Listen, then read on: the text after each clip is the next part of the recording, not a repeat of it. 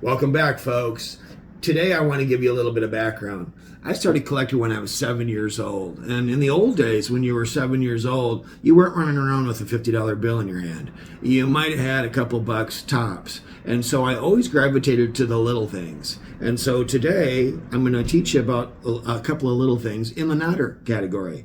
These are done by a company called Heyde, H-E-Y-D-E. It's an English firm, and they're white metal, cast in a white metal, which is kind of a mix for metal. But they're a soft metal, very malleable, and easy for molding.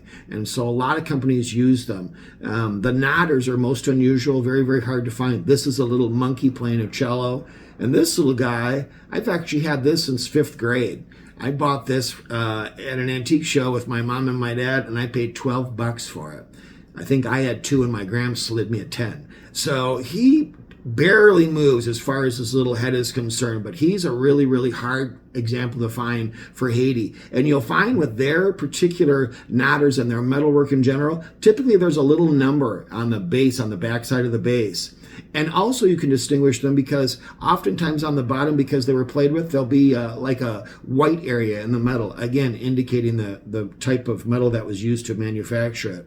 And then this little gem I just wanted to show you, it's not a Natter, but it's an outstanding little example. This is done by a gentleman named Bergman, Adolf Bergman, and he created a foundry in Austria, and then he created what's known as Vienna bronzes. And so this is a little Vienna bronze, cold cast, and then the painting is done with enamel. It's referred to often as cold cast painting, but that's just enamel on metal. And this is what's referred to as an action Vienna bronze, because this little guy, this little fox, is trying to scurry that bunny out of that little bucket, and so there's movement in this piece as opposed to something standing still.